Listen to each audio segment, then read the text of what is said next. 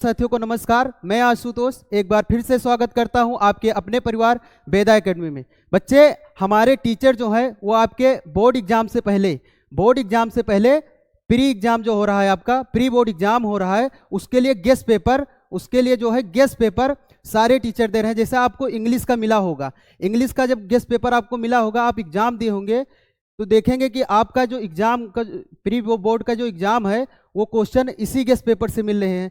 Math का जो paper है हमारे अनिल सर बहुत अच्छे से डिस्कस किए हैं, वो भी पेपर आपको मिला होगा। उसको जब आप देखे होंगे तो ऐसा लगा होगा हाँ ये जिन्युइन कंटेंट है। कंटेंट में बच्चे हमारे जो चैनल के माध्यम से कमी नहीं की जा रही है। एक एक क्वेश्चन छांट के आपको दिया जा रहा है कि ये आपका अभी प्री एग्जाम है और ये प्री एग्जाम आपको ऐसा फील होना कि आपका एकदम board exam, main board exam हो रहा है। ऐसा नहीं फील हो कि हम प्री एग्जाम दे रहे हैं। और आप ऐसा महसूस भी मत कीजिए बच्चे, कि हम प्री एग्जाम दे रहे हैं, है ना। प्री बोर्ड एग्जाम आप नहीं दे रहे हैं, आप उसको महसूस करिए कि हम फाइनल एग्जाम दे रहे हैं और हम फाइनल कितना तैयारी कर चुके हैं और हमारी तैयारी कितना है और हम अपना उसका इनपुट जो लिए हैं, हमारे टीचर जितना पढ़ाए हैं हमको, उसका हम आउटपुट कितना निकाल पा रहे हैं। क्योंकि ये आपका एक आकलन करने का एक तरीका है बच्चे। ये जो प्री बोर्ड एग्जाम हो रहा है आपका, ये आपके आकलन करने का एक तरीका है। इसके बाद आपका एक मेन एग्जाम होना है, इसलिए आप इसके लिए प्रॉपर तैयार होके जाइए। उसी क्रम में जैसा कि आपको इंग्लिश का गेस्ट पेपर मिला बच्चे, और उससे क्वेश्चन जो है शानदार, आपके प्री एग्जाम में जो क्वेश्चन है शानदार टकराए। मैथ का भी मिला होगा, मैथ से भी टकराएंगे। अगर आपको पहले मिल जा रहा है तो हो सकता है कि मेरी वीडियो आपको मैथ के एग्जाम के बाद मिले, है ना। हो सकता है पहले मिले, जो भी होगा वो तो हमारे चैनल के माध्यम से डिसाइड किया जाएगा बच्चों की आपको वीडियो कब मिल रहा है।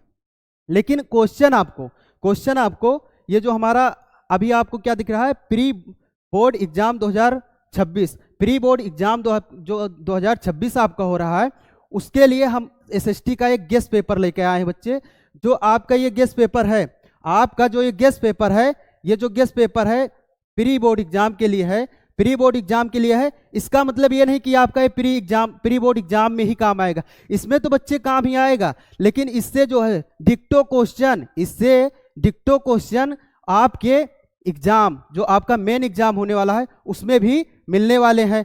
ऐसा नहीं है कि वहां नहीं मिलेंगे, वहां भी मिलेंगे और यहां भी मिलेंगे। जैसा कि इसमें लिखा है कि guest paper, social science guest paper 70/70, तो 70/70 आपको मिलेंगे। 70/70 आपको मिलेंगे आपके एग्जाम में। जब आप जाएंगे तो क्वेश्चन जो है हमारे इसी गेस्ट पेपर से मिलने वाले हैं। आज के पेपर में मैं आपको क्वेश्चन दिखाऊंगा, क्वेश्चन को लिखना कैसे है ये बताऊंगा। क्वेश्चन को जैसे होता है ना, पूरा एनालिसिस करके बनाए हैं, एनालिसिस करने के बाद पूरा बनाए हैं। और आपको अगर थ्योरी देखनी है बच्चों, तो थ्योरी के लिए हमने एक बहुत अच्छी सीरीज शुरुआत की है।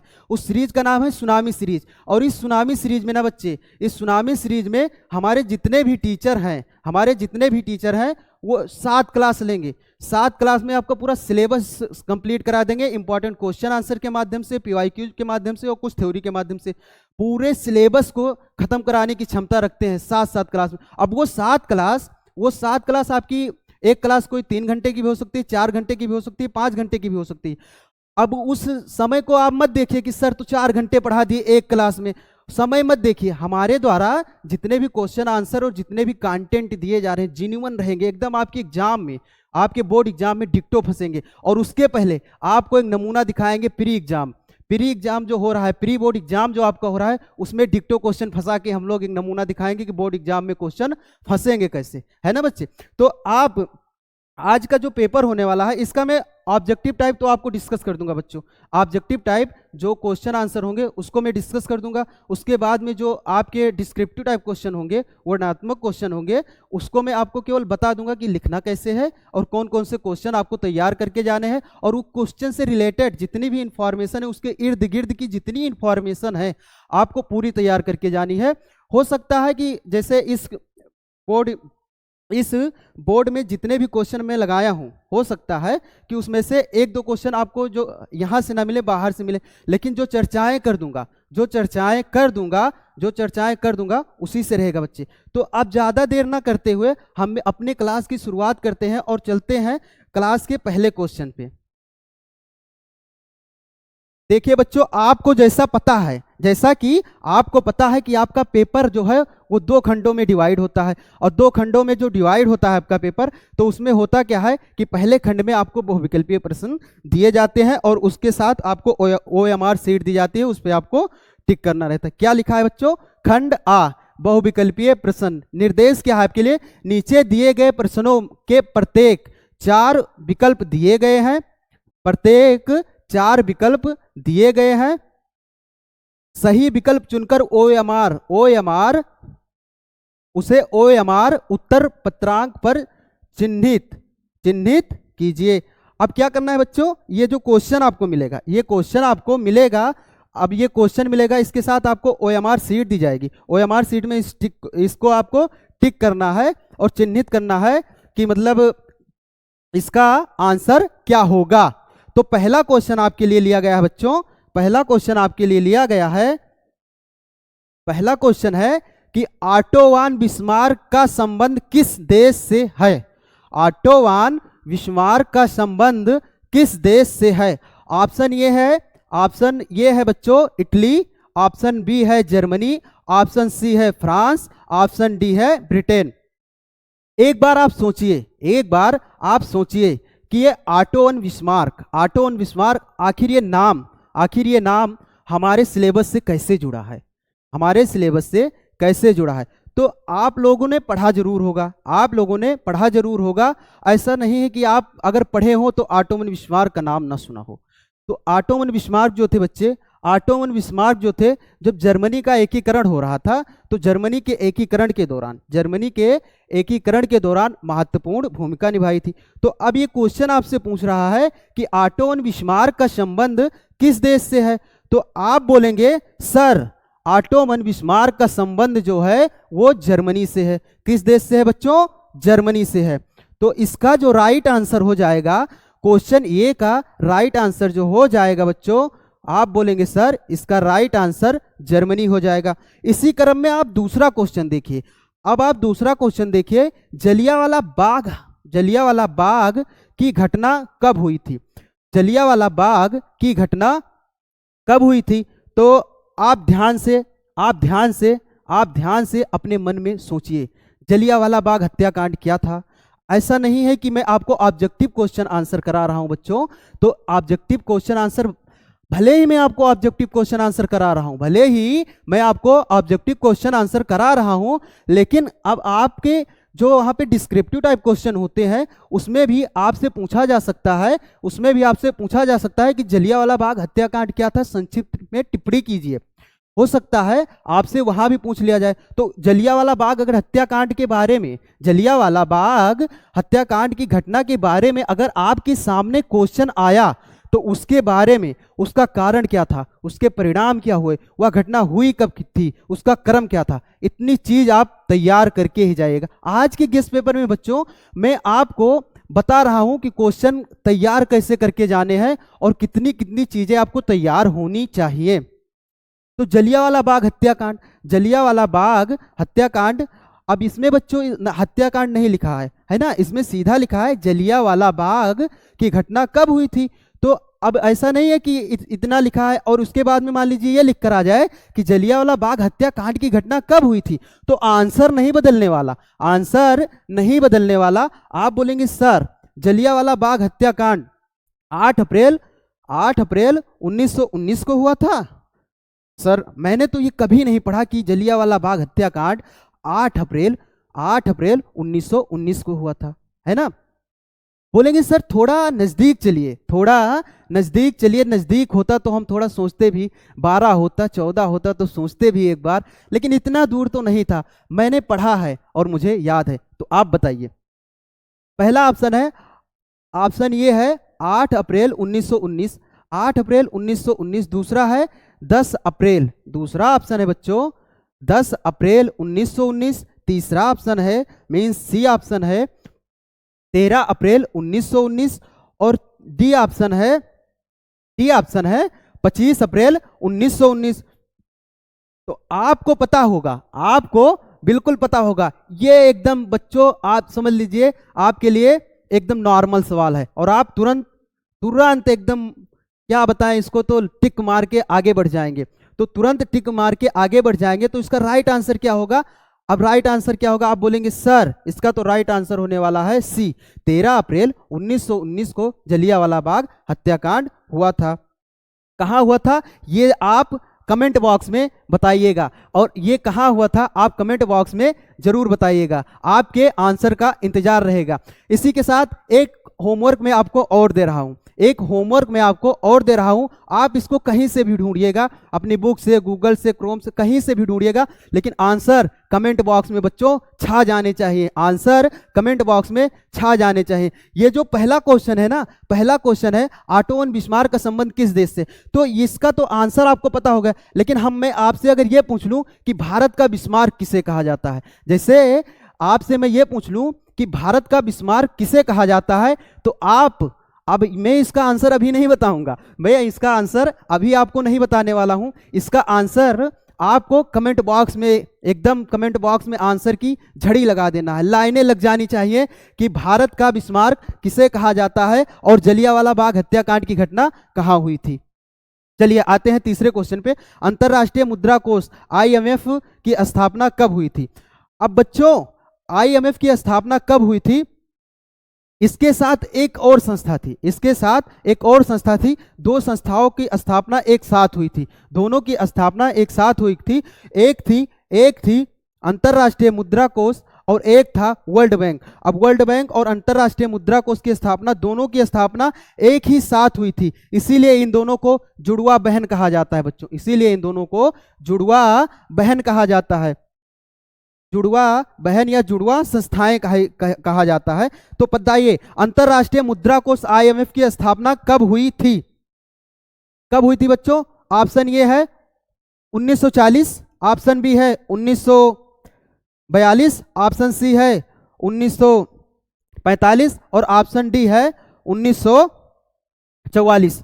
ऑप्शन डी बच्चों, ऑप्शन डी जो है बच्चों वो आपका राइट आंसर होगा, और आपको बहुत ही अच्छे तरीके से पता भी होगा, ये क्वेश्चन आपके लिए एकदम नॉर्मल है। तो इसका राइट आंसर हो जाएगा 1944। आप बोलेंगे सर अंतरराष्ट्रीय मुद्रा कोष, और इसी के साथ एक और संस्था थी, जिसका नाम था विश्व बैंक, उसकी भी स्थापना 1944 में हुई थी।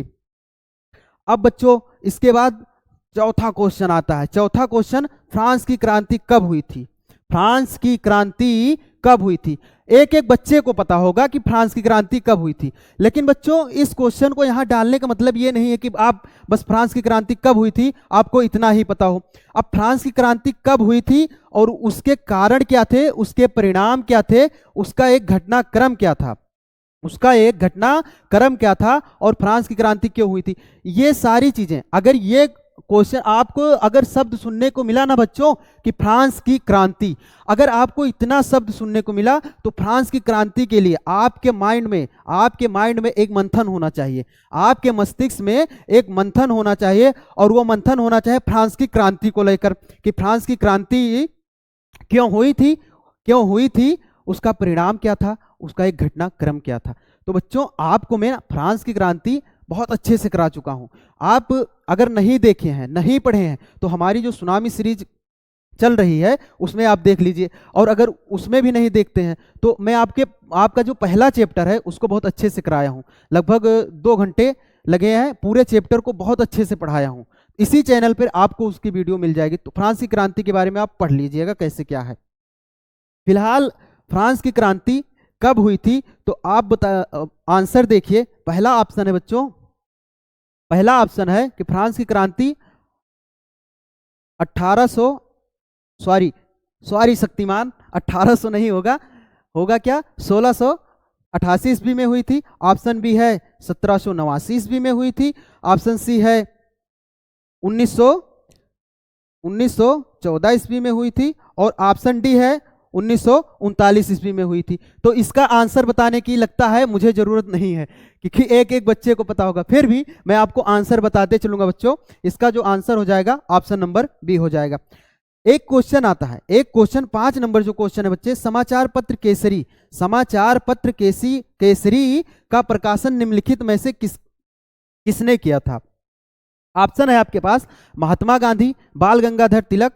पहला ऑप्शन है महात्मा गांधी, दूसरा है बाल गंगाधर तिलक, तीसरा है मदन मोहन मालवीय और चौथा है सुभाष चंद्र बोस। तो इसका जो राइट आंसर हो जाएगा बच्चों कि समाचार पत्र केसरी, समाचार पत्र केसरी, समाचार पत्र केसरी, इसका जो संपादन किया गया था, इसका जो संपादन किया गया था या प्रकाशन किया गया था वो बाल गंगाधर तिलक के द्वारा किया गया था। तो मैं आपको अभी 5 क्वेश्चन आपके लिए डिस्कस किया। इस 5 क्वेश्चन को अगर डिस्कस किया ना बच्चों, तो इस 5 क्वेश्चन का अगर मैं डिस्कस किया हूं तो इस 5 क्वेश्चन के इर्द गिर्द जितनी भी इंफॉर्मेशन हो सकती हैं, जितनी भी इंफॉर्मेशन हो सकती है, आप अपने प्री एग्जाम से पहले पढ़कर जाइएगा, आप अपने फाइनल बोर्ड एग्जाम से पहले पढ़कर जाइएगा। ये क्वेश्चन नहीं, आपको बस एक आईना दिखाया जा रहा है कि आपके क्वेश्चन बनते कैसे हैं। ये क्वेश्चन का एक आईना है और क्वेश्चन बनते कैसे हैं, इसके इर्द गिर्द जितनी इंफॉर्मेशन होगी आप तैयार कर लीजिएगा। विश्वास मान के कि सर जो बता रहे हैं वहीं से क्वेश्चन आएगा, और क्वेश्चन ना मिले तो बताइएगा। आइए 5 क्वेश्चन में आपको डिस्कस किया। तो अब इसमें जर्मनी के एकीकरण के संबंधित आप पूरा पढ़ लीजिएगा, इटली का एकीकरण पूरा पढ़ लीजिएगा, जलियांवाला बाग हत्याकांड से संबंधित पूरी घटनाएं पढ़ लीजिएगा, अंतर्राष्ट्रीय मुद्रा कोष और उसके बाद में विश्व बैंक ब्रिटेन वुड्स सम्मेलन पढ़ लीजिएगा, फ्रांस की क्रांति कब हुई थी उसके कारण और परिणामों को पढ़ लीजिएगा, और समाचार पत्र केसरी क्या था और उसके संपादक क्या थे, इसके अंदर की सारी चीजें आप पढ़ लीजिएगा। 5 क्वेश्चन हो गए बच्चों। अब आते हैं छठे क्वेश्चन पे कि छठा क्वेश्चन है निम्नलिखित में से किस देश का विभाजन धर्म और जाति के आधार पर हुआ? छठा क्वेश्चन है बच्चों, निम्नलिखित में से किस देश का विभाजन धर्म और जाति के आधार पर हुआ था? आप पढ़िए, आप इस क्वेश्चन को एक बार पढ़िए, आंसर तो मैं आपको बताऊंगा ही, आप इसको एक बार पढ़िए और चारों ऑप्शन पढ़िए और इसको ऑप्शन को एलिमिनेट करने का काम कीजिए कि अगर ये आंसर नहीं हो रहा है तो क्यों नहीं हो रहा है। इसके पहले मैं आपको ये नहीं बताया, अच्छा हाँ बच्चों, इसके पहले मैं एक चीज भूल गया आपको बताने, जैसे अभी इसमें मैं आपको क्वेश्चन जब करा रहा था तो आपके पास 4 ऑप्शन थे, तो चारों ऑप्शनों पे जानकारी आपको होनी चाहिए। जैसे अब यहाँ पे इटली, तो इटली का जब इटली की बात आएगी तो इटली कैसे, इटली से कौन कौन से लोग संबंधित हैं, इटली का एकीकरण कैसे हुआ ये आपको बताओ। ब्रिटेन, ये भी ब्रिटेन के बारे में पता होना चाहिए, फ्रांस के बारे में थोड़ा बहुत आपको, थोड़ा बहुत क्या, फ्रांस के बारे में तो एकदम एग्जैक्ट जानकारी होनी चाहिए बच्चों। फ्रांस के बारे में तो थोड़ा बहुत से काम नहीं होगा। फ्रांस की क्रांति, फ्रांस एक ऐसा देश है जिसने पूरे विश्व में, हालांकि पहले यूरोप में राष्ट्रवाद का उदय हुआ फ्रांस की क्रांति के माध्यम से, लेकिन पूरे विश्व में एक राष्ट्रवाद की जो झलक दिखाई वो फ्रांस की क्रांति नहीं दिखाई। तो चारों ऑप्शन आपको पता होने चाहिए कि चारों ऑप्शन, अगर ये ऑप्शन नहीं हो रहा है आंसर तो क्यों नहीं हो रहा है ये आपको पता होना चाहिए। आइए फिर ये था, इस 6 नंबर क्वेश्चन पे हम लोग चर्चा कर रहे थे कि निम्नलिखित में से किस देश का विभाजन धर्म और जाति के आधार पर हुआ है। तो पहला ऑप्शन है, ऑप्शन ये है बच्चों बेल्जियम, बी ऑप्शन है भारत, और सी ऑप्शन है यूगोस्लाविया, और डी ऑप्शन है नीदरलैंड। तो इसका जो राइट आंसर हो जाएगा, राइट आंसर हो जाएगा बच्चों भारत। 7 नंबर क्वेश्चन है हिंदी किस प्रकार की भाषा है? हिंदी किस प्रकार की भाषा है? तो ऑप्शन ये है बच्चों राजभाषा है हिंदी। हिंदी राजभाषा है या हिंदी एक क्षेत्रीय भाषा है? क्षेत्रीय भाषा है। हिंदी एक क्षेत्रीय भाषा है, एक क्षेत्र विशेष में बोली जाती है बच्चों। आपको पता है कि हिंदी एक क्षेत्र विशेष में बोली जाती है? आप बोलेंगे नहीं सर, हिंदी तो एक ही क्षेत्र में नहीं कई सारे क्षेत्रों में बोली जाती है। अल्पसंख्यकों की भाषा है, अल्पसंख्यकों की भाषा है बच्चों। आप बोलेंगे नहीं सर, ये अल्पसंख्यकों की भाषा नहीं है, हिंदी बहुत सारे लोगों के द्वारा बोली जाती है, और उपयुक्त में से कोई नहीं। डी ऑप्शन है उपयुक्त में से कोई नहीं। तो इसका जो राइट आंसर हो जाएगा बच्चों, इसका जो राइट आंसर हो जाएगा वो आपके लिए इस ऑप्शन के अकॉर्डिंग आपका राइट आंसर हो जाएगा हिंदी किस प्रकार की भाषा है। हिंदी किस प्रकार की भाषा है, तो आपको इसका राइट आंसर इस क्वेश्चन के अकॉर्डिंग हिंदी जो है वो राजभाषा है। क्वेश्चन नंबर 8 है महात्मा गांधी का विचार था। तो महात्मा गांधी का क्या विचार था? महात्मा गांधी का क्या विचार था। वो 4 ऑप्शन आपको इस क्वेश्चन के बाद 4 ऑप्शन आपको दिए गए हैं। तो इस 4 ऑप्शन को आप अच्छे से पढ़िए और पढ़ने के बाद में बताइए कि महात्मा गांधी का जो विचार था वो निम्नलिखित में से कौन सा था। तो बच्चों ऑप्शन ये कह रहा है आपसे कि धर्म को कभी भी राजनीति से अलग नहीं किया जा सकता।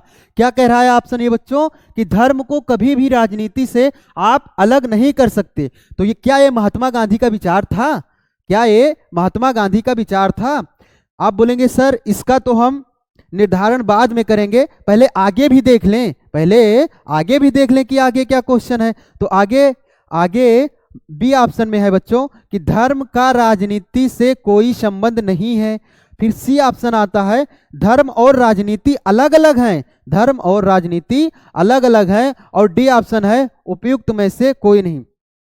तो इसका जो राइट आंसर होने वाला है बच्चों, गांधी जी का जो विचार था कि धर्म को कभी भी राजनीति से अलग नहीं किया जा सकता। गांधी जी का ये विचार आप याद रखिएगा। हो सकता है आपके एग्जाम में ये डिक्टो फंस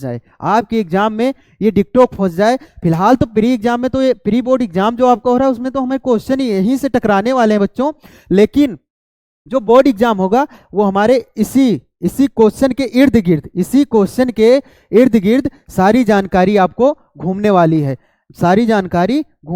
है। हो सकता है कि मतलब यहाँ से जो क्वेश्चन है वो आपसे हिंदी के बारे में पूछा जाए, तो हिंदी के बारे में आपसे पूछ लिया जाए कि हिंदी अगर राजभाषा है तो किस अनुच्छेद के तहत है।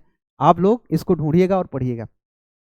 तो क्वेश्चन के जो आंसर होंगे वो इसी इर्द गिर्द, ये जो आपके एग्जाम होने वाला है इसी क्वेश्चन आंसर्स के इर्द गिर्द घूमेगा बच्चों। तो इसका जो राइट आंसर हो जाएगा धर्म को कभी भी राजनीति से अलग नहीं किया जा सकता, ये हमारे महात्मा गांधी जी का विचार था। क्वेश्चन नंबर 9 है भारतीय कम्युनिस्ट पार्टी की मार्क्सवादी विचारधारा की मुख्य विशेषता या विशेषताएं कौन सी हैं। तो बच्चों अब इसको आप पढ़िए। ये आपके लिए क्वेश्चन नया हो सकता है, लेकिन नया आपके लिए हो सकता है, लेकिन मैं इसको आपको डिस्कस कर दूंगा, आप तैयार करके जाइएगा। तो क्वेश्चन नंबर 9 है कि भारतीय कम्युनिस्ट पार्टी की मार्क्सवादी विचारधारा की मुख्य विशेषता या विशेषताएं कौन सी हैं। तो ऑप्शन ये है मार्क्सवाद जो है लेनिनवाद में विश्वास रखता है। मार्क्सवाद का जो है बच्चों वो लेनिनवाद में विश्वास है। फिर उसके बाद ऑप्शन बी है धर्मनिरपेक्षता और लोकतंत्र की समर्थक है। ये जो कम्युनिस्ट पार्टी की मार्क्सवादी विचारधारा है वो धर्मनिरपेक्षता और लोकतंत्र की समर्थक है। आइए तीसरा ऑप्शन है, ऑप्शन नंबर सी है साम्राज्यवाद और सांप्रदायिकता की विरोधी है। क्या है बच्चों? साम्राज्यवाद और सांप्रदायिकता की विरोधी है। तो ये जो तीनों चीजें हैं वो सही हैं बच्चों। तो आपका आंसर क्या हो जाएगा? उपरोक्त में से सभी। आपका आंसर क्या हो जाएगा बच्चों? उपरोक्त में से सभी। अब आता है क्वेश्चन नंबर 10। क्वेश्चन नंबर कितना आता है बच्चों? क्वेश्चन नंबर 10 आपके बोर्ड पे है। निम्नलिखित में से कौन सा लोकतंत्र से संबंधित है? अब ये लोकतंत्र से संबंधित है, तो यहाँ इस क्वेश्चन से आपसे पूछा क्या गया है कि निम्नलिखित में से कौन सा लोकतंत्र से संबंधित है। ये आपको लोकतंत्र की विशेषताएं दी गई हैं और उन्हीं विशेषताओं से आपसे क्वेश्चन पूछा गया। तो पूछा क्या है बच्चों? लोकतंत्र निम्नलिखित में से कौन सा लोकतंत्र से संबंधित है? तो ऑप्शन ये है पारदर्शी शासन, ऑप्शन बी है उत्तरदायी शासन, ऑप्शन सी है वैध शासन, और ऑप्शन डी है उपरोक्त में से सभी। तो बच्चों अगर आपसे लोकतंत्र की विशेषता भी पूछता है तो आप ये तीनों विशेषताएं लिख सकते हैं कि पारदर्शी शासन होता है, उत्तरदायी शासन होता है और वैध शासन होता है। तो इसका राइट आंसर क्या हो जाएगा बच्चों? ये तीनों होंगे। तो तीनों होंगे तो क्या होगा? उपरोक्त में से सभी। क्या होगा बच्चों? उपरोक्त में से सभी। इसका राइट आंसर क्या हो जाएगा? उपरोक्त में से सभी। लोकतंत्र का मतलब क्या होता है आपको पता होना चाहिए। लोकतंत्र का मतलब होता है कि जनता के लिए जनता के द्वारा चुना गया शासन, है ना बच्चों। तो लोकतंत्र का मतलब ये होता है। अब क्वेश्चन नंबर 11 आता है आपके बोर्ड के सामने, आपके स्क्रीन पे क्वेश्चन नंबर 11 है। और 11 क्वेश्चन नंबर क्या कहता है, मैं पढ़ता हूं, आप लोग ध्यान से सुनिए। अब इसका मतलब ये नहीं कि आप क्या करें बच्चों कि मैं पढ़ रहा हूं आप सुनते रहिए बस। आपको जो क्वेश्चन नहीं आ रहे हैं, यहाँ से जो क्वेश्चन नहीं आ रहे हैं उसको आप अपनी कॉपी में लिख लीजिएगा, कॉपी में लिख लीजिएगा और उससे संबंधित जितनी भी जानकारियां हैं उसको तैयार कर लीजिएगा एग्जाम से पहले। क्वेश्चन नंबर 11 है, निम्नलिखित में से किसे हरा सोना कहा जाता है? बच्चों क्वेश्चन नंबर 11 है कि निम्नलिखित में से किसे हरा सोना कहा जाता है? तो ऑप्शन ये है प्राकृतिक वनस्पति को, हरे पेड़ पौधों को, घास के मैदान को, सघन झाड़ियों को। तो इसका राइट आंसर हो जाएगा बच्चों ऑप्शन नंबर ये इसका राइट आंसर हो जाएगा प्राकृतिक वनस्पतियों को। अब क्वेश्चन नंबर 12 आपके सामने है कि जलमंडल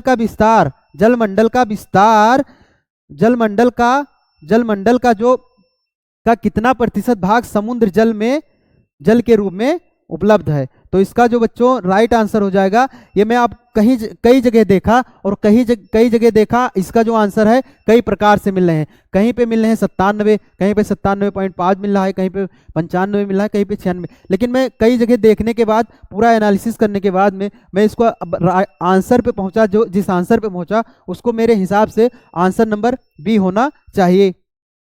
आता है बच्चों अब आपके सामने क्वेश्चन नंबर 13, लौह अयस्क किस प्रकार का संसाधन है? बच्चों लौह अयस्क जो है वो किस प्रकार का संसाधन है? पहला है कि ये नवीकरणीय है, जैव संसाधन है। बी ऑप्शन है कि ये जैव संसाधन है। सी ऑप्शन है कि ये जो है प्रवाह संसाधन है। और डी ऑप्शन है अनवीकरणीय। तो बच्चों जो संसाधन होते हैं एक नवीकरणीय होते हैं और एक अनवीकरणीय होते हैं। नवीकरणीय जो होते हैं उनको आप पुनः प्राप्त कर सकते हैं और अनवीकरणीय जो होते हैं उनको आप पुनः प्राप्त नहीं कर सकते। तो सर कौन कौन से अनवीकरणीय स्रोत होंगे और कौन कौन से अनवीकरणीय स्रोत होंगे? तो यहाँ देखिए लौह अयस्क जो है अनवीकरणीय स्रोत है। अगर ये समाप्त हो गया तो हम इसको पुनः प्राप्त नहीं कर सकते। और नवीकरणीय स्रोत जो होते हैं बच्चे, जैसे सौर ऊर्जा से जो हम लाइट उत्पन्न करते हैं उसको आप प्राप्त कर सकते हैं। पवन ऊर्जा नवीकरणीय स्रोत हो जाएंगे। क्वेश्चन नंबर 14 आता है, निम्नलिखित में से कौन सा राज्य हजीरा विजयपुर जगदीशपुर पाइपलाइन से नहीं जुड़ा है? तो ऑप्शन ये है आपके लिए मध्य प्रदेश, ऑप्शन बी है महाराष्ट्र, ऑप्शन सी है गुजरात और ऑप्शन डी है उत्तर प्रदेश। तो इसका जो राइट आंसर हो जाएगा बच्चों, इसका राइट आंसर हो जाएगा गुजरात। गुजरात जो है इस पाइपलाइन से बच्चों नहीं जुड़ा है। 15 नंबर क्वेश्चन आता है, निम्नलिखित में से कौन सा उद्योग चूना पत्थर को कच्चे माल के रूप में उपयुक्त या प्रयुक्त करता है? तो ऑप्शन ये है एल्यूमिनियम करता है, ऑप्शन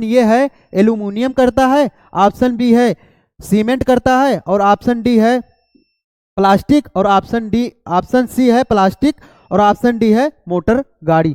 तो क्या आंसर हो जाएगा बच्चों? इसका क्या आंसर हो जाएगा कि ये जो चूना पत्थर होता है ना सर, उसका जो उपयोग किया जाता है वो सीमेंट उद्योग में किया जाता है। अब सीमेंट उद्योग की बात आई तो सीमेंट उद्योग से संबंधित सारी जानकारियां एक बार आप पढ़ के जाइएगा। आज मैं बच्चों आपके पेपर से संबंधित जानकारी देने आया हूं, ना कि आपको सारी चीजें पढ़ाने आया हूं। अगर मैं पढ़ाने आया होता तो एक एक चीजों पे चर्चा होती, लेकिन आपको आज गेस्ट पेपर के रूप में क्वेश्चन आंसर दिखा रहा हूं कि कैसे आएंगे और ये डिक्टो क्वेश्चन कैसे आएंगे। बस आप इसको तैयार कर लीजिएगा जितनी चीज मैं आपको बता रहा हूं। आइए, तो आप क्या करेंगे कि ये सीमेंट उद्योग को अच्छे से पढ़कर जाएंगे। और जो संसाधन होते हैं, संसाधनों को भी आप अच्छे से पढ़कर जाएंगे। आते हैं नेक्स्ट क्वेश्चन पे आपके। समानता किसी देश का विकास किस आधार पर निर्धारित किया जाता है? अगर एक देश का विकास हो रहा है तो उस विकास के लिए बच्चों कोई एक चीज जिम्मेदार नहीं होती, कोई एक चीज जिम्मेदार नहीं होती। मान लीजिए हमारे यहाँ हमारे देश का विकास हो रहा है और हमारे देश का विकास हो रहा है और हमारे देश का विकास हो रहा है, हमारे देश में जितने भी लोग हैं उनकी आय बहुत अच्छी है, लेकिन उनके शिक्षा का स्तर जो है वो बहुत ही गिरा हुआ है, तो हम विकसित देश नहीं मानेंगे। हम जो है अपने देश का विकास नहीं मान सकते कि हमारे देश का विकास हुआ है। तो क्या क्या हो सकते हैं एक विकास देश के विकास, जो देश का विकास किस आधार पर निर्धारित किया जाता है, उसके लिए क्या क्या आयाम होते हैं, वो ये क्वेश्चन जो है उसके लिए है। पहला है प्रति व्यक्ति आय। प्रति व्यक्ति आय होता है, बी ऑप्शन है औसत साक्षरता दर होती है, सी ऑप्शन है लोगों की स्वास्थ्य स्थिति होती है, और डी ऑप्शन है उपरोक्त में से सभी। तो इसका जो राइट आंसर हो जाएगा बच्चों, अगर किसी देश के विकास का, अगर किसी भी देश के विकास का आधार जो देखना है, देश का विकास हुआ है कि नहीं हुआ है, उसका जो आधार होगा वो प्रति व्यक्ति आय भी होगी, वहाँ के जो लोग होंगे उनकी स्वास्थ्य स्थिति भी होगी और उनके औसत साक्षरता दर भी होगी। तो ये तीनों ऑप्शन हो जाएंगे। इस प्रकार से आपका राइट आंसर जो हो जाएगा उपरोक्त में से सभी हो जाएगा। अब आता है क्वेश्चन नंबर 17, सार्वजनिक। बच्चों क्वेश्चन नंबर 17 है आपके लिए, सार्वजनिक और निजी क्षेत्रक। अब ये क्षेत्रक लिखा रहे या क्षेत्र लिखा रहे, अब ये क्षेत्रक लिखा रहे या क्षेत्र लिखा रहे, आप कंफ्यूज मत होइएगा, वो पूछना आपसे वही चाह रहा है जो यहाँ पे पूछ रहा है। सार्वजनिक और निजी क्षेत्रक किस आधार पर विभक्त या विभाजित हैं? तो ऑप्शन नंबर ये है बच्चों, रोजगार की शर्तें हैं उसमें। ऑप्शन बी है आर्थिक गतिविधियों का स्वरूप है। ऑप्शन बी है आर्थिक गतिविधियों का स्वरूप है। ऑप्शन बी है आर्थिक गतिविधियों का स्वरूप है। और फिर ऑप्शन सी है उद्यमों का स्वामित्व है। और डी है उद्यम में नियोजित श्रमिकों की संख्या है। क्या होगा बच्चों, क्या होगा? एक बार आप बताइए, अपने मन में सोचिए, एक बार सोचिए तो सही, हम तो हैं ही बताने के लिए। चलिए आंसर इसका क्या होगा बच्चों? आंसर नंबर सी हो जाएगा। अब क्या होगा? आंसर नंबर सी हो जाएगा। तो स्वामित्व के आधार पर, अगर आपसे क्वेश्चन पूछ ले, वो भी ऑब्जेक्टिव में ना पूछे, वर्णनात्मक में पूछ ले बच्चों, तो क्या होगा? मान लीजिए आपसे क्वेश्चन पूछ ले कि स्वामित्व के आधार पर अर्थव्यवस्था के कितने क्षेत्र होते हैं, तो आप बताइएगा सार्वजनिक क्षेत्र और एक निजी क्षेत्र, 2 क्षेत्र होते हैं। और क्वेश्चन नंबर 18 आता है बच्चों, सेवाओं को किस क्रियाकलाप क्षेत्र के अंतर्गत रखा जाता है? जो सेवाएं होती हैं उनको किस क्षेत्र के अंतर्गत रखा जाता है? तो अगर आपसे एक क्वेश्चन पूछा तो इसका तो आंसर आपको पता हो जाएगा। लेकिन अब 3 क्रियाएं जो होती हैं, प्राथमिक क्रियाएं, द्वितीय क्रियाएं और तृतीय क्रियाएं, 3 क्षेत्रक होते हैं। उन तीनों क्षेत्रक में कौन कौन से आते हैं, क्या क्या चीजें आती हैं, वो आपको पता होना चाहिए। फिलहाल मैं आपको बस एक हिंट दे दूंगा कि अगर प्राथमिक क्षेत्र है तो प्राथमिक क्षेत्र में क्या आता है, द्वितीय क्षेत्र में क्या आता है, तृतीय क्षेत्र में क्या आता है, तो और सूचना एवं प्रौद्योगिकी क्या होती है। तो पहला, अब 18 नंबर क्वेश्चन है, तो सेवाओं को किस क्रियाकलाप क्षेत्र के अंतर्गत रखा जाता है? तो प्राथमिक क्षेत्र। आप बोलेंगे सर प्राथमिक क्षेत्र जो होता है वो कृषि से संबंधित होता है। प्राथमिक क्षेत्र जो सर होता है ना, वो कृषि से संबंधित होता है। द्वितीय क्षेत्र, आप बोलेंगे सर नहीं, द्वितीय क्षेत्र जो होता है वो विनिर्माण से संबंधित होता है। और फिर उसके बाद में सेवाएं जो होती हैं बच्चों, ये जो सेवाएं होती हैं या सेवाओं को किस क्रियाकलाप के अंतर्गत रखा जाएगा? तो ऑप्शन नंबर सी, तृतीय क्षेत्र के अंतर्गत रखा जाएगा। बच्चों आपका नेक्स्ट क्वेश्चन है 19 नंबर क्वेश्चन है, राष्ट्रीय उपभोक्ता अधिकार दिवस कब मनाया जाता है? बच्चों 19 नंबर क्वेश्चन है, राष्ट्रीय उपभोक्ता अधिकार दिवस कब मनाया जाता है? तो इसका ऑप्शन नंबर ये है 5 अप्रैल को। ऑप्शन ये है 5 अप्रैल को। ऑप्शन बी है 22 फरवरी को। और ऑप्शन सी है 24 नवंबर को। और ऑप्शन डी है 24 दिसंबर को। तो बच्चे इसका जो राइट आंसर है ना, इसका जो राइट आंसर होगा वो ऑप्शन नंबर डी होने वाला है। आप बोलेंगे सर इसका जो राइट आंसर होने वाला है ऑप्शन नंबर डी होने वाला है। यहां पर आपको कंफ्यूज जरूर किया गया है 24 दो बार देकर, 24 दो बार देकर आपको कंफ्यूज जरूर किया गया, लेकिन आप कंफ्यूज नहीं होने वाले हैं क्योंकि आप पढ़ने वाले विद्यार्थी हैं। तो इसका राइट आंसर हो जाएगा बच्चों, इसका राइट आंसर हो जाएगा 24 दिसंबर। 19 नंबर का जो राइट आंसर हो जाएगा बच्चों 24 दिसंबर हो जाएगा, ठीक है। और नेक्स्ट क्वेश्चन आता है 20 नंबर और बहुविकल्पीय प्रश्न का सबसे अंतिम प्रश्न जो है, बहुविकल्पीय प्रश्न का जो सबसे अंतिम प्रश्न है, उपभोक्ता सुरक्षा अधिनियम कब बना था? बच्चों उपभोक्ता सुरक्षा अधिनियम कब बना था? और ये चीज मैं आपको सारे क्वेश्चन में बताता हूं कि उसके पीछे की जो पृष्ठभूमि है ना वो आपको पता होनी चाहिए कि राष्ट्रीय उपभोक्ता सुरक्षा अधिनियम कब बना था। ये तो सारे बच्चे बता देंगे कब बना था, ये सारे बच्चे बता देंगे, लेकिन आपको ना ये पता होना चाहिए कि ये था क्या, ये था क्या, ये आपको पता होना चाहिए। तो बच्चों जो इसका राइट आंसर हो जाएगा, राइट आंसर बताने से पहले आप चारों ऑप्शन देख लीजिए। 1986 है, 1995 है, 1999 है और 1896 है, ना कि 1996। अगर 1996 ये हो जाएगा और उसके बाद में 1986 है। अब इसी दोनों में से आंसर आपका होने वाला है। एक बार आप बताइए कौन सा आंसर होगा, एक बार आप बताइए कौन सा आंसर होगा। चलिए आप लोगों ने बता दिया होगा कि इसका आंसर क्या होने वाला है। तो बच्चों इसका राइट आंसर जो होने वाला है, राष्ट्रीय इसका जो उपभोक्ता सुरक्षा अधिनियम कब बना था? तो बना था 1986 में। बच्चों यहाँ पर आपके जो 20 क्वेश्चन थे, यहाँ पे जो गेस्ट पेपर के मेरे द्वारा जो गेस्ट किया गया था, वो गेस्ट पेपर के जो 20 क्वेश्चन वो विकल्पीय होते हैं OMR सीट के लिए, वो मैं आपको डिस्कस किया। अब क्या होगा, यहाँ पे उपभोक्ता अधिनियम के बारे में आप पूरी जानकारी एक बार पढ़ के जाइएगा। उपभोक्ता सुरक्षा अधिनियम के बारे में पूरी जानकारी आप एक बार पढ़ के जाइएगा। हो सकता है कि ये ऑब्जेक्टिव में ना आए, हो सकता है ये आपको डिस्क्रिप्टिव में दे दे। चलिए ये 20 क्वेश्चन आपके हो गए जो आपको OMR सीट पे करने रहेंगे। अब आते हैं बच्चे खंड जो बा होता है, खंड आ में आपको पता है, खंड आ में सर 20 क्वेश्चन हमको मिलेंगे, उसको OMR सीट पे करने। अब बा वाला जो होगा बच्चों, जो बा होगा वो 50 नंबर का आपका होने वाला है, 50 नंबर। अब उस पर चर्चा करते हैं।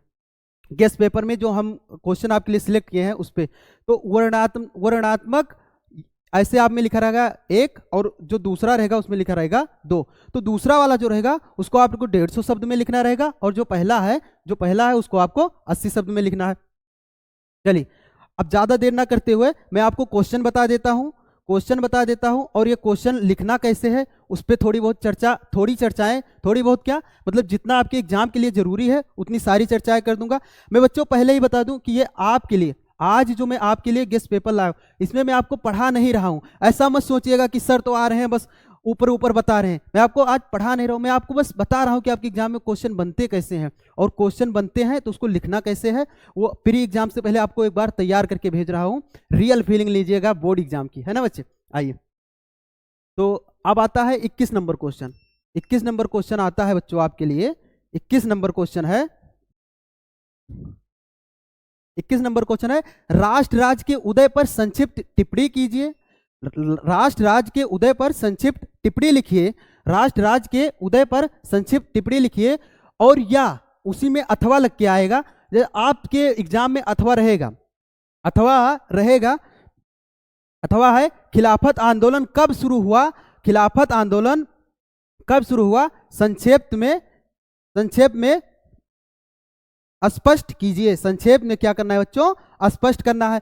अब ऐसा नहीं हो कि आप इसको बड़े बड़े में लिखना शुरू कर दें। बड़े बड़े में नहीं लिखना है आपको। 80 शब्द इसमें अगर लिखा है तो जरूरी नहीं कि आप 80 शब्द में ही लिखें। 1-2 शब्द कम ज्यादा हो जाएंगे चल जाएगा, लेकिन इर्द गिर्द अराउंड जो है बच्चों वो 90, 80, 90, 95, 1-2 कम भी हो जाएंगे जैसे 77, 78 तब भी चल जाएगा। ऐसा कुछ बात नहीं कि आपको 80 में ही लिखना है।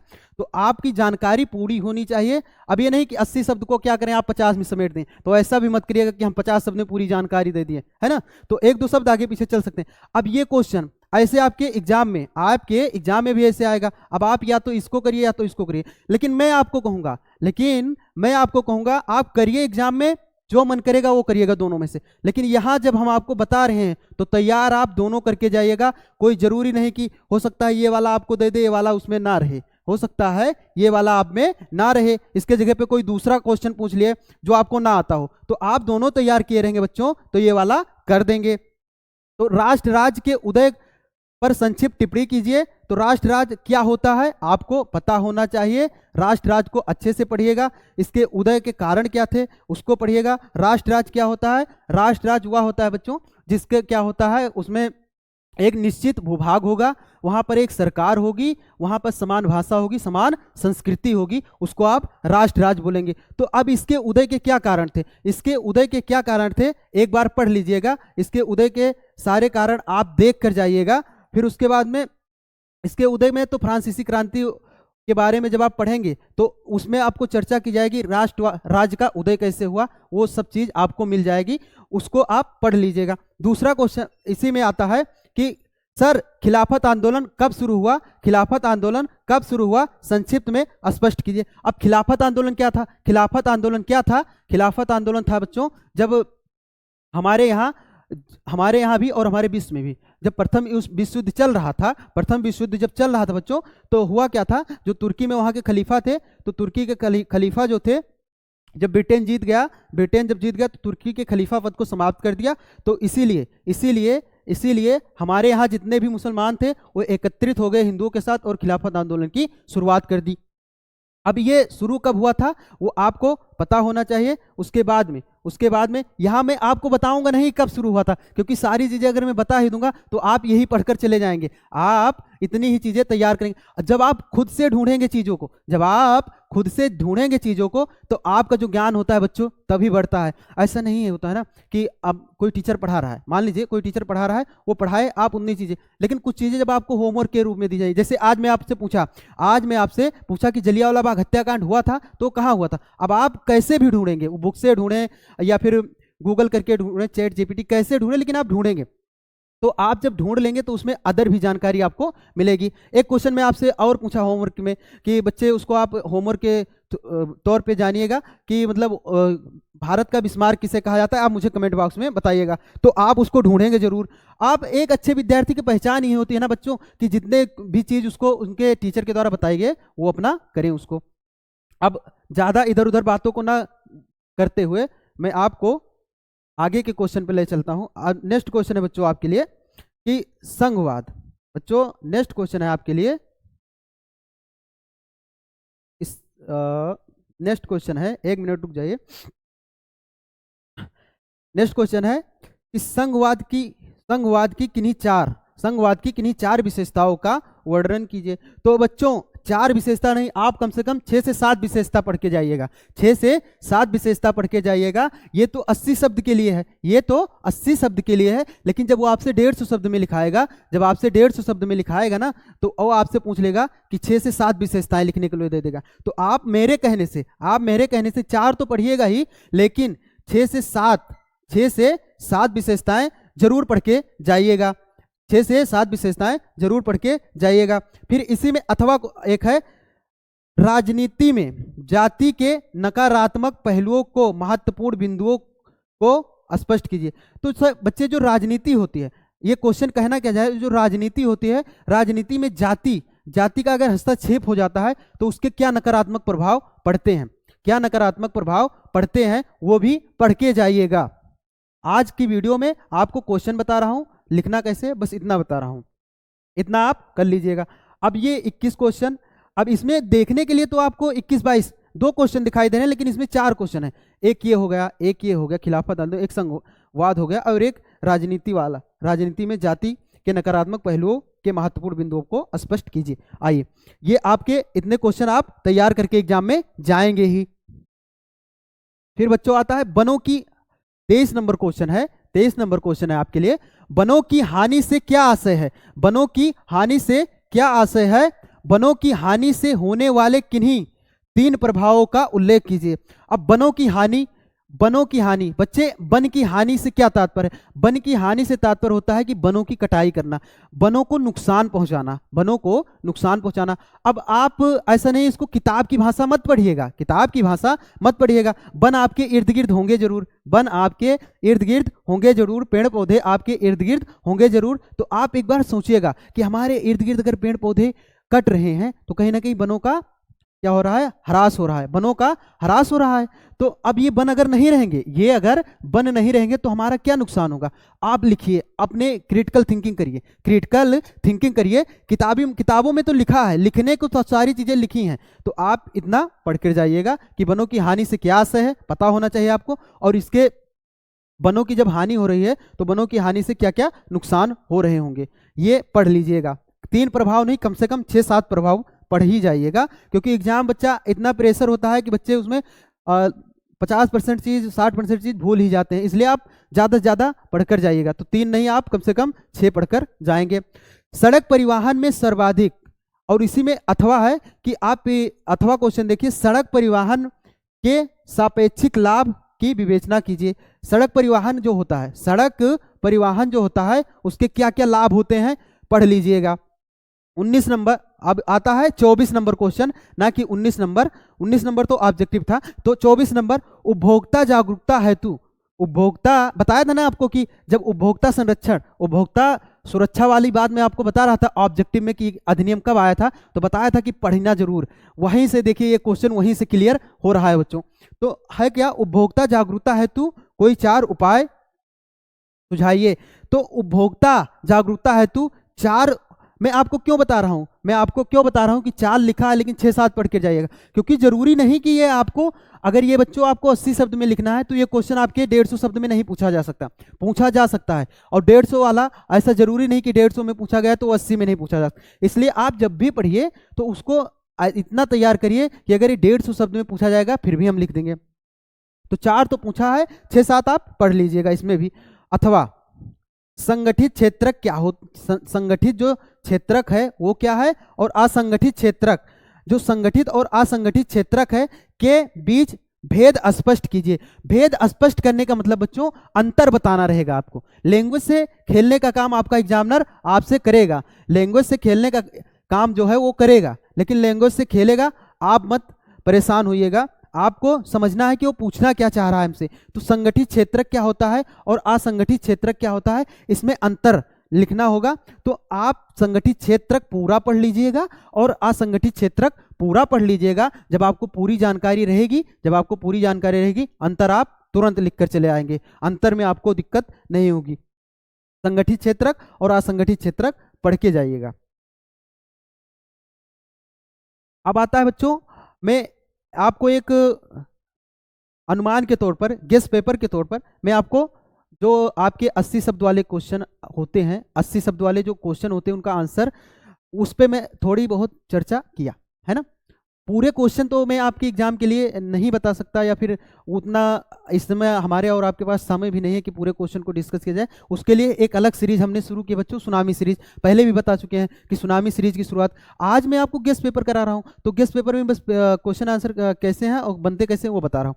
सुनामी सीरीज में आप आइएगा जरूर, सुनामी सीरीज आप पूरी देखिएगा। सुनामी सीरीज एकदम धुआंधार सीरीज है बच्चों, क्या है ना, एग्जाम में एकदम तहलका मचाने वाली सीरीज है वो, आपके प्री एग्जाम में भी तहलका मचाएगी और क्या कहते हैं उसके मेन एग्जाम में तो तहलका मचाने वाली ही है। आइए, तो अब वर्णनात्मक 2 आता है, वर्णनात्मक 2 आता है। निम्नलिखित प्रत्येक प्रश्नों का उत्तर लगभग 150 शब्दों में दीजिए। 150 शब्दों में आपको उत्तर देना है ना, तो 150 शब्दों में उत्तर देना है। चलिए बच्चों 25 नंबर क्वेश्चन पे आते हैं। 25 नंबर क्वेश्चन है, जर्मनी के एकीकरण की प्रक्रिया, जर्मनी के एकीकरण की प्रक्रिया के बारे में संक्षिप्त में लेख लिखिए। अब जर्मनी के एकीकरण की प्रक्रिया की बात आएगी, जर्मनी के एकीकरण की प्रक्रिया की बात आएगी, इसी के साथ आप इटली का एकीकरण भी पढ़कर जाइएगा, इसी के साथ आप इटली का एकीकरण भी पढ़कर जाइएगा। और जर्मनी के एकीकरण और इटली का एकीकरण दोनों में से एक क्वेश्चन पक्का आने हैं, पक्का आते हैं और आएंगे भी आपके एग्जाम में। तो यहाँ पे पहले आप जर्मनी के एकीकरण को पढ़ लीजिएगा, उसके बारे में यहाँ पे तो संक्षिप्त में बोला है, लेकिन आप अच्छे से पूरा पढ़ लीजिएगा। और इसके बाद जर्मनी के साथ में एक जो था इटली का, इटली को भी अच्छे से पढ़ लीजिएगा इटली के एकीकरण को भी, अथवा आद्य औद्योगिकरण व्यवस्था की विशेषताएं लिखिए। ये भी पढ़कर जाइएगा आप एग्जाम में, अपने एग्जाम में ये भी पढ़कर जाइएगा। फिर उसके बाद 26 क्वेश्चन आता है, 26 क्वेश्चन में आया है, तो 26 क्वेश्चन में आपके लिए ले हूं कि बेल्जियम में राजनीतिक प्रणाली विश्व के अन्य देशों से कैसे अलग है, संक्षिप्त में व्याख्या कीजिए। तो बेल्जियम की जो राजनीतिक प्रणाली है, बेल्जियम की किस राजनीतिक प्रणाली जो है वो किस प्रकार अन्य देशों से भिन्न है, वो भी आप पढ़कर जाइएगा एग्जाम में। और फिर आता है बच्चों लोकतांत्रिक अथवा करके है, लोकतांत्रिक शासन व्यवस्था अन्य शासन व्यवस्थाओं से बेहतर है। कैसे बेहतर है? अन्य शासन व्यवस्थाओं से बेहतर है, तो वो कैसे बेहतर है वो भी पढ़ लीजिएगा। उसमें क्या होता है कि आप पूरा जब पढ़कर जाते हैं बच्चों एग्जाम में, तो आपको एक कॉन्फिडेंस रहता है। और बच्चे मैं आपको बता दूं, किसी भी एग्जाम को करने के लिए कॉन्फिडेंस आपका होना बहुत जरूरी है। कॉन्फिडेंस आपका जो होता है, वो किसी भी एग्जाम को करने का सबसे पहला रास्ता होता है। तो ये क्वेश्चन क्या है, लोकतांत्रिक शासन व्यवस्था अन्य शासन व्यवस्थाओं से कैसे बेहतर है, तो वो आप पढ़ लीजिएगा। आपको उसमें व्याख्या करने के लिए बोला है, पढ़कर जाइएगा। आता है 27 नंबर क्वेश्चन, मानव विकास सूचकांक को परिभाषित कीजिए। मानव विकास सूचकांक को परिभाषित कीजिए। ये मानव विकास सूचकांक क्या होता है और इसके जो होते हैं, इसके जो मानव विकास सूचकांक के घटकों का वर्णन कीजिए। जो मानव विकास सूचकांक का निर्धारण होता है वो किन घटकों के आधार पर होता है, मानव विकास सूचकांक का जो निर्धारण होता है किन घटकों के आधार पर होता है, पढ़ लीजिएगा एक बार। बाद में मत कहिएगा कि सर आपने बताया नहीं था, वही एग्जाम में हमारे आया। बता रहे हैं आपको एक बार जितनी चीज बता रहे हैं पढ़ लीजिएगा जरूर जाने से पहले एग्जाम में। क्वेश्चन है फिर, भारत में वैश्वीकरण के प्रभाव की विवेचना कीजिए। वैश्वीकरण क्या होता है, ये शब्द पकड़िए आप कि वैश्वीकरण क्या होता है। तो वैश्वीकरण क्या होता है उसको आप जानिए पहले, तो जब उसको आप जान जाएंगे तो उसका प्रभाव भारत पर कैसे पड़ा वो भी आपको पता हो जाएगा, पढ़ लीजिएगा। 28 नंबर है बच्चों, भू संसाधन से क्या तात्पर्य है। भू संसाधन जो होते हैं उससे क्या तात्पर्य है, भू संसाधन से क्या तात्पर्य है, ये क्वेश्चन आपसे पूछना चाह रहा है। सीधा मैं आपको बताऊं तो ये पूछ रहा है कि भू संसाधन क्या होते हैं। तो भूमि से जो प्राप्त होते हैं संसाधन उन्हें भू संसाधन कहते हैं। और ऐसा मत लिखिएगा कि भूमि से प्राप्त होने वाले संसाधन को भूमि संसाधन कहते हैं, लिख देंगे फिर भी नहीं गलत है, लेकिन उसके बाद आप एग्जाम्पल लिख दीजिएगा कि भूमि से कौन कौन से संसाधन प्राप्त होते हैं। भारत के भू उपयोग में आवश्यक परिवर्तनों हेतु कोई चार उपाय सुझाइए। मतलब ये आपसे क्या कह रहा है, सीधा क्वेश्चन पूछने का काम ये जो कर रहा है वो कह रहा है कि भू संसाधन क्या होते हैं, भारत में भू संसाधन के 4 उपायों को लिखिए। अब फिर आते हैं, चावल की खेती हेतु उपयुक्त भौगोलिक दशाओं की विवेचना कीजिए। तो चावल की खेती से संबंधित, अब इसे चावल की खेती से बच्चों, चावल की खेती आप पढ़ लीजिएगा। फिर उसके बाद में एक गेहूं की खेती भी आप पढ़ लीजिएगा, गेहूं की खेती भी पढ़ लीजिएगा और कपास की खेती भी पढ़ लीजिएगा, है ना। गेहूं की खेती के साथ, चावल की खेती के साथ गेहूं की खेती और कपास की खेती भी आप कर जाना, आपको एग्जाम में क्वेश्चन मिलेगा। भौगोलिक दशाएं क्या होती हैं, तो भौगोलिक दशाएं क्या होती हैं, वो सब दशाएं, जितनी भी दशाएं होती हैं एक एक करके आप तैयार कर लीजिएगा। जैसे चावल के लिए वर्षा की ज़्यादा आवश्यकता होगी सर, और जलोढ़ मृदा होनी चाहिए, है ना, ये आप पढ़कर जाइएगा।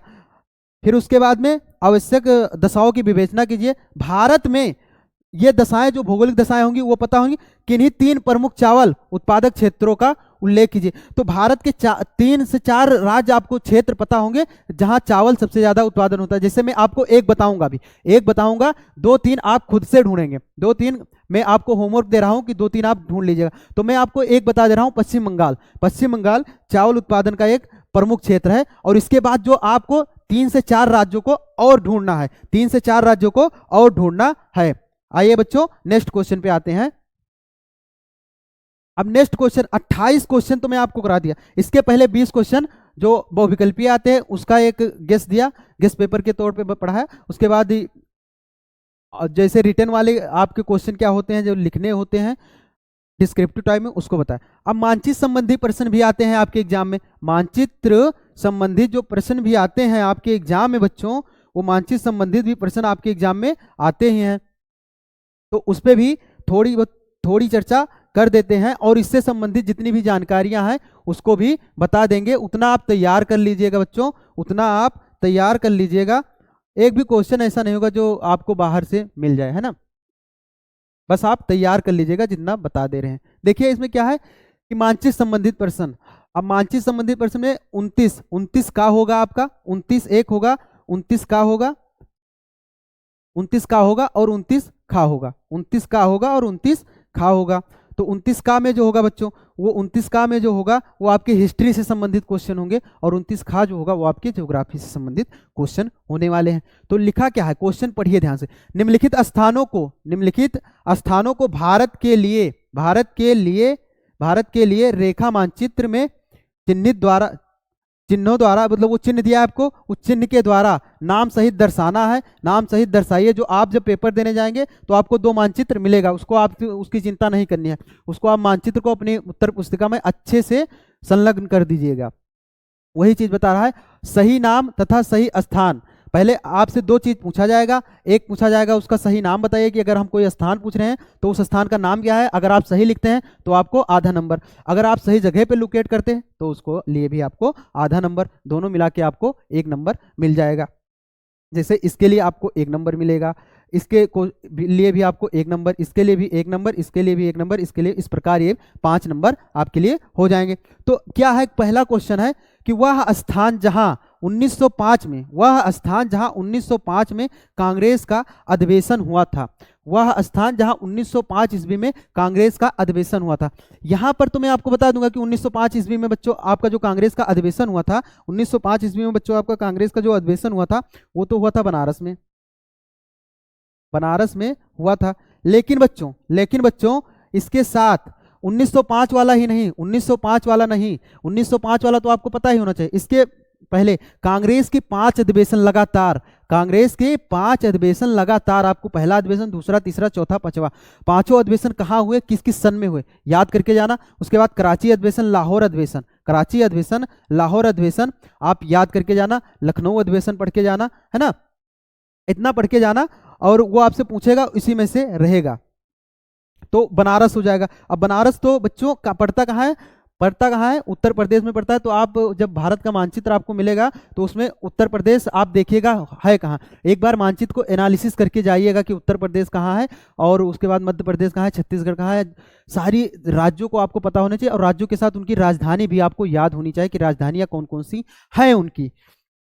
फिर आता है वह स्थान, बताइए वह स्थान जहां गांधी जी ने किसान सत्याग्रह यहां पर तो आपको दे दिया, बिहार में नेतृत्व किया था। वह स्थान बताना है आपको जहां गांधी जी ने जब किसान सत्याग्रह किया, तो बिहार का वह कौन सा स्थान था जहां गांधी जी ने सत्याग्रह किया था किसानों के लिए, तो स्पेशली लिख कर दे दिया। मान लीजिए अब ये दे दिया तो आप आंसर तो बता देंगे, हम ही बता देते हैं आपको आंसर की ये तो चंपारण में, सर जी इन्होंने चंपारण में किया था। लेकिन आपसे अब मान लीजिए ऐसे ना पूछे, वो कह दे कि वह स्थान, वह आप लोकेट करिए वह स्थान जहां पर गांधी जी ने किसानों के लिए प्रथम सत्याग्रह किया, तब भी यही आंसर आपका चंपारण होगा। और चंपारण है कहां बच्चों, बिहार में है। चंपारण है कहां, बिहार में है। तो गांधी जी के ये भी आंदोलन, पहला आंदोलन, उसके बाद दूसरा आंदोलन, उसके बाद गांधी जी का जो दूसरा सत्याग्रह था वो पता होना चाहिए। जैसे गांधी जी के तीन सत्याग्रह आपको पता होना चाहिए। एक सर जी, एक कौन सा पता होना चाहिए, चंपारण, दूसरा क्या होना चाहिए, खेड़ा, अहमदाबाद मिला आंदोलन पता होना चाहिए। फिर आता है तीसरा है वह स्थान जहां असहयोग आंदोलन का कार्यक्रम स्वीकार किया गया था। मतलब ये असहयोग आंदोलन का जो प्रस्ताव, कहां पर स्वीकार किया गया था, तो असहयोग आंदोलन का जो प्रस्ताव था बच्चों वो कहां स्वीकार किया गया था, नागपुर में स्वीकार किया गया था। सर जी नागपुर कहां है, नागपुर बच्चों महाराष्ट्र में है नागपुर। तो आपको पता होना चाहिए कि नागपुर कहां होने वाला है, महाराष्ट्र में। अब असहयोग आंदोलन का प्रस्ताव कहां रखा गया, ये भी आपके लिए एक प्रकार का होमवर्क है, पढ़ना इसको जरूर और पता करना कि कहां रखा गया था, और मैप में उसको देखिएगा कि कहां है। फिर आता है बच्चों 4 नंबर, वह स्थान जहां चंद्रशेखर आजाद शहीद हुए थे। वह स्थान बच्चों एक क्रांतिकारी चंद्रशेखर आजाद के बारे में सबने नाम सुना होगा, कोई ऐसा बच्चा नहीं होगा, कोई ऐसा बच्चा नहीं होगा जो हाई स्कूल में है और चंद्रशेखर आजाद के बारे में ना जानता हो। तो आपसे वही पूछ रहा है कि वह स्थान बताइए हमें जहां चंद्रशेखर आजाद शहीद हो गए थे। तो चंद्रशेखर आजाद बच्चों कहाँ शहीद हुए थे? वो शहीद हुए थे प्रयागराज में, प्रयागराज में ये शहीद हुए थे। पहले इस प्रयागराज का नाम जो था बच्चों वो इलाहाबाद था। वो क्या था? इलाहाबाद हुआ करता था, इलाहाबाद हुआ करता था, और वो अब प्रयागराज हो गया है ना। तो आप यहाँ पे हमारे हिसाब से अगर वो पूछता है वह स्थान बताए तो आप प्रयागराज लिखिएगा, ना कि इलाहाबाद लिखिए। आप प्रयागराज लिखिएगा और उसके बाद में प्रयागराज सर है कहाँ? प्रयागराज है कहाँ सर? वो भी यूपी में है। वो भी कहाँ है? यूपी में है। वह स्थान जहाँ प्रसिद्ध स्वर्ण मंदिर स्थित है। अब प्रसिद्ध स्वर्ण मंदिर की बात आएगी तो वह स्थान बताना है आपको जहां प्रसिद्ध स्वर्ण मंदिर स्थित है। तो ये स्वर्ण मंदिर कहाँ स्थित है बच्चों? अमृतसर में स्थित है। अमृतसर कहाँ है सर? अमृतसर कहाँ है सर? ये बच्चों आपका पंजाब राज्य में मिलने वाला है। ये स्थान पंजाब राज्य में मिलने वाला है। ये स्थान आपका पंजाब राज्य में मिलने वाला है। तो ये बच्चों आपका एक क्या कहते हैं वो हिस्ट्री से संबंधित जितने भी क्वेश्चन थे वो थे। इसके इर्द गिर्द जितनी भी जानकारियां घूमती हैं, इसके इर्द गिर्द जितनी भी जानकारियां घूमती हैं, जरूर आप एग्जाम देने से पहले पढ़कर जाइएगा। अब आता है जो बच्चों भूगोल से संबंधित। अब बच्चों भूगोल से संबंधित बताया था ना कि जो 19 का का होगा वो हिस्ट्री से होगा और 19 का खा जो होगा वो भूगोल से संबंधित होने वाला है, वो भूगोल से संबंधित होने वाला है। और वही प्रोसेस इसमें भी है कि सही अंकन करेंगे आप तो आधा नंबर, और सही जगह पे आप उसको अंकित करेंगे, सही स्थान लिखेंगे तो भी आपको आधा नंबर, और सही जगह पे लिखेंगे तो आधा नंबर। वही चीज़ सेम मैप के है इसमें भी। तो पहला है चाय उत्पादक कोई एक क्षेत्र। अब यहाँ पे कोई एक क्षेत्र जिसको आपको इसके थ्रू दिखाना है, तो आप मेरे कहने से कोई एक क्षेत्र पढ़कर मत जाइएगा, एक क्षेत्र पढ़कर मत जाइएगा कि चाय उत्पादक का कोई एक क्षेत्र आप पढ़ लें उसके बाद चले जाएं। एक क्षेत्र से आपका मैप तो हो जाएगा, मैप का हो जाएगा, लेकिन वो आपसे पूछ ले कि चाय उत्पादक किन्हीं 3 क्षेत्रों के नाम लिखिए। मान लीजिए उसमें पूछ लिया वर्णनात्मक प्रश्न में, तो आपको पता होना चाहिए, इसलिए कहता हूं कि 3-4 पढ़कर जाइएगा। तो चाय उत्पादक कोई एक क्षेत्र द्वारा नाम द्वारा जो है चिन्हित कीजिए। तो चाय उत्पादक कम से कम आपको चार राज्य आपको पता होने, 3 से 4 राज्य। यहाँ पर मैं आपको 2-3 बता देता हूँ। तो चाय जो है बच्चों ना वो पश्चिम बंगाल में होती है। कहाँ होती है? पश्चिम बंगाल में, याद रखिएगा। असम में याद रखिएगा, असम में याद रखिएगा। उसके बाद केरल में याद रखिएगा, केरल में याद रखिएगा। अब एग्जाम में आपसे कोई एक पूछा है, आप कोई एक राज्य लोकेट कर देंगे, कोई दिक्कत नहीं होने वाली, लेकिन मेरे हिसाब से आपको 3-4 तो पता ही होने चाहिए। छत्तीसगढ़ का राजधानी नगर चिन्ह द्वारा नाम सहित जो है वो दर्शाना है आपको। जो छत्तीसगढ़ की राजधानी है उसको आपको दर्शाना है मानचित्र में। मैं आपसे पहले ही बताया था ना कि राज्यों की राजधानियां आपसे पूछी जरूर जाती हैं। इसलिए आप जितने राज्य हैं भारत में, जितने राज्य हैं और जितने केंद्र शासित राज्य हैं, कितने केंद्र शासित प्रदेश हैं और जितने हमारे जो राज्य हैं, उनको आप उनके वो कहाँ पर हैं एक बार आप आउटलाइन मैप लीजिएगा और आंख बंद करके एक बार एनालिसिस करके उसको भरिएगा। कहाँ पर है केंद्र शासित प्रदेश, उनकी राजधानियों को भरकर जाइएगा, एक क्वेश्चन पक्का मिलेगा। तो छत्तीसगढ़ की राजधानी सर पूछा है हमसे, तो छत्तीसगढ़ की जो राजधानी है बच्चों, छत्तीसगढ़ की राजधानी आपसे पूछा है, तो छत्तीसगढ़ की जो राजधानी होने वाली है वो होगी रायपुर। क्या होगी सर? कहाँ होगी सर? रायपुर। और रायपुर को आपको पता होना चाहिए कि छत्तीसगढ़ में स्थित है।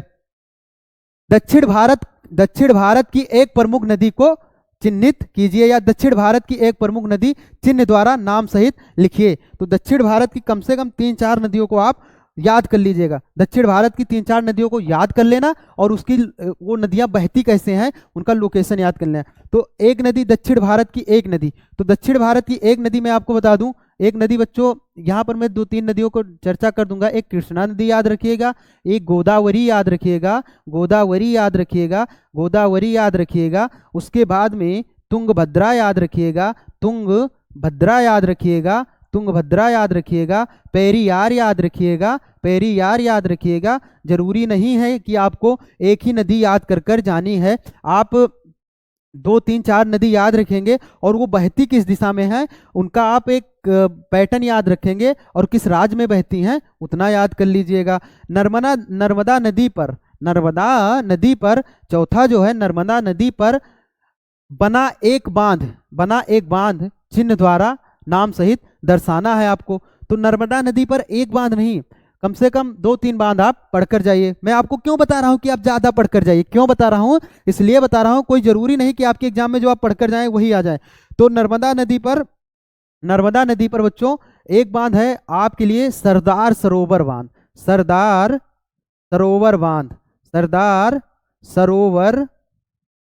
बांध। एक तो मैं आपको बता दिया सर, एक तो मैं आपको बता दिया। इसके बाद एक बांध है बच्चों, इसके बाद एक बांध है इंदिरा सागर बांध। इस एक बांध है इंदिरा सागर बांध और एक है महेश्वर बांध। ये आपको बांध 3 4 बांध आपको पढ़कर जाना है, और किस राज्य में है ये भी आपको पता होना चाहिए। तो ये सरदार सरोवर बांध जो है बच्चों, ये आपको गुजरात में मिलने वाला है, सरदार सरोवर बांध। और सरदार सरोवर के बांध जो मैं आपको ये बताया, इंदिरा सागर बांध और महेश्वर बांध, ये आपको मिल जाएंगे मध्य प्रदेश में। तो लोकेशन आपको बच्चों पता होनी चाहिए, मध्य प्रदेश में मिल जाएंगे। लोकेशन ही आपको पता होनी चाहिए, और लोकेशन पता रहेगी आप बड़े अच्छे से लिख लेंगे। फिर है 5वां बच्चों, उत्तर प्रदेश का एक 10 लाखी क्या होता है सर, कि जहां पर 10 लाख जनसंख्या पाई जाती हो, 10 लाख जनसंख्या पाई जाती हो, उस नगर को चिन्हित करना है। तो एक तो आपको पता ही होगा, 1 2 मतलब पता ही होता है सारे बच्चों को, और नहीं पता होगा तो पता भी कर लीजिएगा, ऐसा नहीं। फिलहाल मैं आपको कम से कम 2 3 तो बता ही दूंगा। ऊपर लिख देते हैं इसकी जानकारियां, और पेन चेंज करके लिख देते हैं जिससे आपको पता हो। पहला जो आपको बच्चों पता होना चाहिए, पहला आपको लखनऊ हो जाएगा। लखनऊ के बाद आपको प्रयागराज भी पता होना चाहिए कि यहाँ भी 10 लाखी जनसंख्या, 10 लाख से ज्यादा जनसंख्या निवास करती है। उसके बाद बच्चों गोरखपुर और बनारस या वाराणसी भी लिखा मिलेगा आपको। तो गोरखपुर भी आपको पता होना चाहिए। ये सारे जो हैं, ये भी अभी उत्तर प्रदेश की वो चर्चा कर रहा है, तो उत्तर प्रदेश के परिप्रेक्ष्य में आपको पता होना चाहिए। तो लखनऊ हो जाएगा सर, प्रयागराज हो जाएगा, गोरखपुर हो जाएगा, और बनारस भी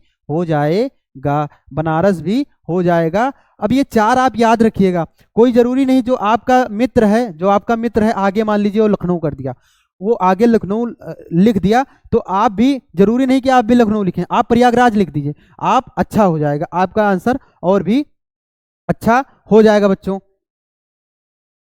अब ये है आपका मानचित्र, ऐसे आपको मानचित्र वहां पर मिलेगा, आप लोकेट करिएगा। तो ऐसे देखेंगे तो यहाँ पर सर बोलेंगे यहाँ पर यूपी है, तो अब यूपी है तो यूपी में प्रयागराज यहाँ पे आपको मिल जाएगा, लखनऊ कहीं ना कहीं यहाँ पे मिल जाएगा। और बात आएगी जैसे अभी बता रहा था कि नागपुर, तो नागपुर महाराष्ट्र के क्षेत्र में यहाँ पर मिल जाएगा। एक बार आप इसको ना देख लीजिएगा, मैप को, और मैप में उसकी लोकेशन एक बार देख लीजिए बच्चों। मैं आपको बता रहा हूँ ये सब मैप वाला तो मेरे हिसाब से फ्री का नंबर होता है, बस आप एक बार देख कर जाएं, उसके बाद में उसको लोकेशन जो है उसको अच्छी जगह पे लोकेट कर ले जाएं और स्थान पता हो। ये फ्री के नंबर होते हैं, इसमें हमें लगता है 10 नंबर लेने में आपको मुश्किल से 1 2 मिनट का समय लगेगा, 2 3 मिनट में आप कर ले जाएंगे, 10 नंबर मिल जाएगा।